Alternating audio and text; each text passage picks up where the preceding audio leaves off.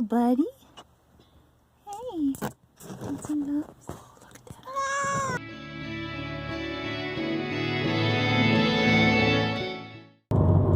Hi everybody, this is Laura with Lonely Pines. Today's an exciting day. Right now I'm on my way to PAWS in Lynnwood to pick up our next foster animal.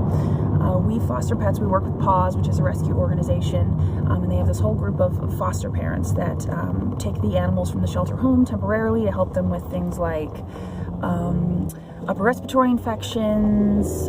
This one we have today is for ringworm. Sometimes they need time out of the shelter after dental work, things like that. So you take them for a couple weeks, up to a couple months sometimes, while they recover from whatever they're recovering from in the nice comfort of a home. So Jerry and I foster when, excuse me, when we met about 3 years ago. He had a dog, a beautiful dog. His name was Moose. He was, I would say, maybe already 13 or 14 when we met, maybe 12. I don't know. I might be overestimating. Beautiful dog. I think he was part shepherd, but I can never quite remember. But oh my gosh, the sweetest. We loved him to death. Unfortunately, about, I guess maybe a year ago now, about a year ago, he got really sick. And we had to put him down, and it was heartbreaking. You know, Jerry had raised him from a puppy. I had never put down an animal before. That was my first experience, and boy, that's a tough one, even having only known the animal for a couple of years. But shortly after that, I still had a lot of room in my heart, a lot of love that I wanted to give to a fuzzy, a cat, a dog, some sort of animal. I wanted something in the house, but I knew Jerry just wasn't ready, which I totally understand, and I didn't want to rush him. You know, we took about 6 months off or so after Moose passed, and then I found this foster program, which seems like a great alternative to not have to commit to an entire new lifetime of a pet, but to still be able to have a fuzzy in your house. So I went out to PAWS. I went to an orientation where they just kind of gave you a base overview of what was involved, and then if you were still interested, you came in and did a more in-depth training, and I was interested. I went to all of them, learned everything I could, and so now we foster. We've only done a couple so far. We've only done cats because I really want a dog, believe me. But we still have to work 9 to 5 jobs, so you know, pets. Not a lot of the dogs can go 9 hours without a bathroom break. So we do cats for now. We started off with a bonded pair of cats, Lux and Nocta, and then they were adults. Just had them for a couple weeks. For an upper respiratory infection, so then we medicate them daily. They got better, and we took them back. And then we got Momo, which was a little Spitfire. She was still a baby, less than a year, but it was fun to have that kind of high energy in the house. Yeah, she was really cute. Kept her for, again, an upper respiratory infection, and medicated her had her a little longer, and then took her back. And then most recently we've actually just been pet sitting for a friend, Willow. She was a cute cat, perfect cat. Almost didn't give her back, but I didn't think I would have pulled that one off. And now I'm ready for another one. So this time we're taking on a ringworm case, which is a lot more intensive than just the medication for the upper respiratory infection. It's like a whole thing. So it's similar to athlete's foot. It's, like show up on their skin like scabs. It can kind of kill the hair follicles, so the hair where they have it might fall out a little bit. You have to give them oral medication, and then also lime dips a couple times a week, which should be fun, trying to wash a cat.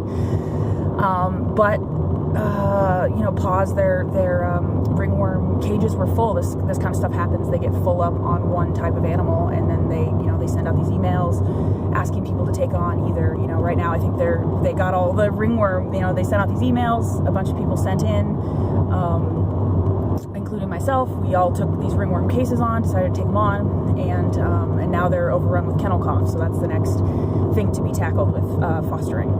So we should have Carmelo, I would guess maybe a couple months. It takes a while to heal because you have to give him the medication, and then you give him the lime dips, and then you clean the room while you give him the lime dip. This is my understanding so far. clean the room while they do the lime dip because the skin sheds, and then they can re-pick it back up from their environment if you don't clean their environment as well as them. So it just takes a long time to get rid of, and the cultures take a really long time. It takes like 2 weeks to be able to read a culture. So it's just a little more time intensive, and it's more, you know, you have to keep him in a confined room in a bleachable space, so he's not going to be out among the house. He's not going to be cuddling on the couch. And we still have to figure out how to play with him and spend time with him while also not, you know, these are some of the questions I have for the PAWS folks. We got a lot of information to go over when we get there, you know, like how do I make sure I don't contract it? I mean, granted, if I do contract it, it's not that big of a deal. It's like athlete's foot, it'll itch, it'll be gross, see the doctor, get a cream, it'll go away. So it's not Ebola, the end of the world, you know, but which is how some of these pamphlets make it sound. The veterinary pamphlets are very obviously clinical, and they make it sound like you're catching Ebola. So, but it's got us rightfully, I think, a little bit nervous. It'll be a new process. It'll be more intensive, like I mentioned. And then there's things like it kind of infects your whole home. So some of the information they gave me from PAWS, if we want to then, it can live for, I think, a year, just out in the open. It's a really resilient fungal infection. So if we do want to then foster another pet after that, then we have to potentially wait a period of time. We have to clean the house. We might have to do cultures, like take cultures of our house and send it to PAWS, so that, and I totally get it, so that they can make sure that we're not going to just give ringworm to the next pet that we bring home. But it's an interesting situation of like, okay, so now are we just a ringworm household? And I know some people have done that through PAWS. They take on one ringworm case, and it's rewarding. And you get the animal for a little longer, which is nice. You get to bond a little bit more, usually a couple months. Whereas with like an upper respiratory infection, it might be like a couple weeks. So it is nice, and it's a harder thing to do. So if you can take it on, then I think that's really great for PAWS. So we're willing to give it a try. It's going to be a bit of a challenge, but oh my gosh, the picture of him, it tugged on my heartstrings. I messaged Jerry, I'm like, please, can we get another fuzzy? And he was totally on board.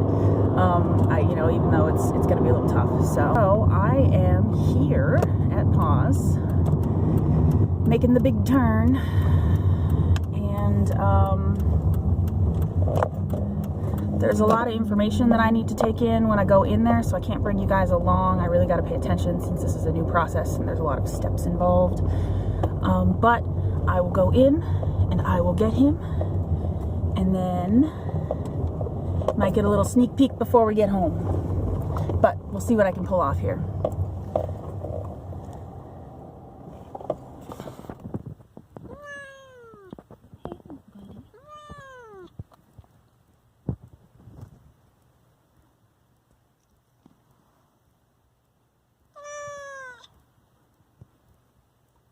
Okay, let's get you home.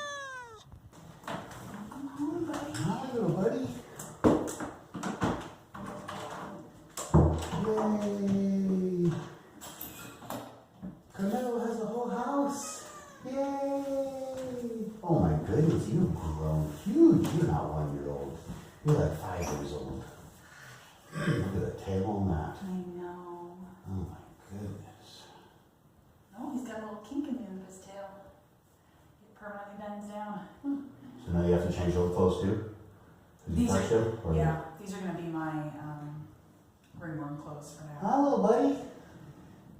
We're going to leave him be for a little while? I think give him some time to hopefully eat, some water, maybe go back in with. Now we have to change out of our ringworm clothes, and you guys don't get to see this part.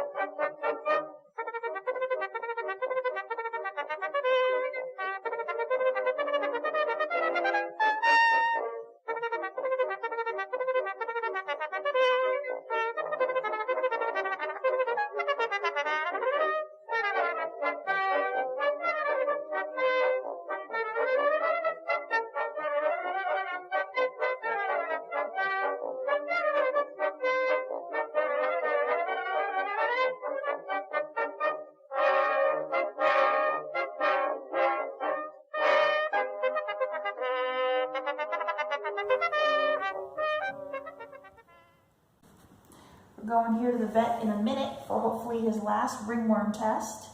The last one was negative, and if we get one more negative, then he can come out of quarantine.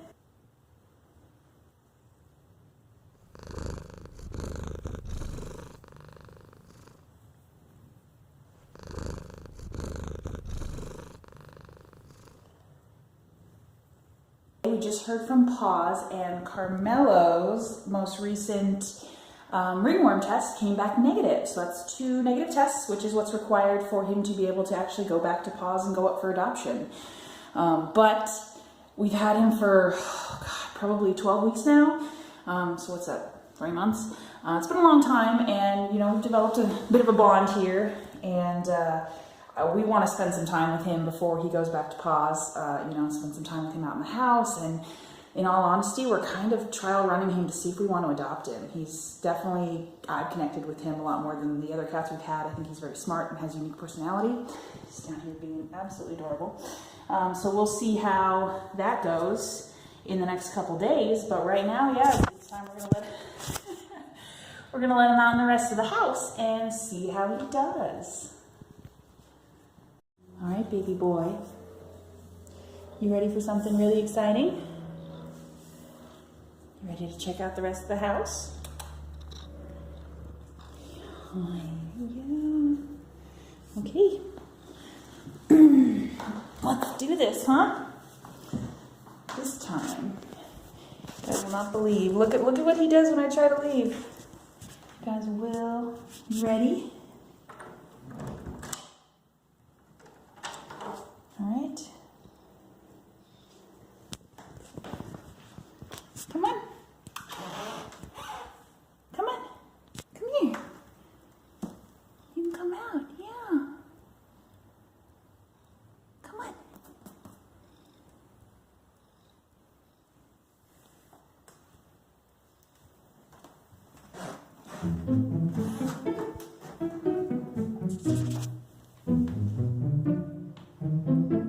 A whole big wide house for you to explore.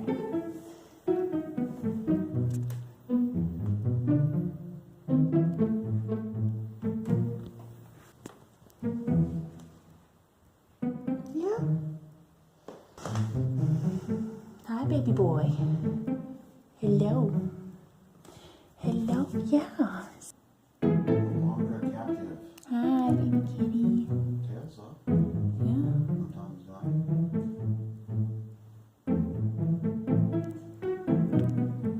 Got a cool little place, huh?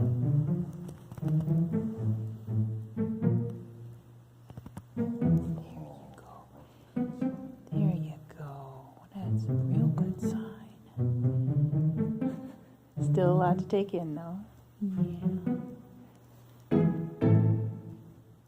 You were born to be a couch kitty.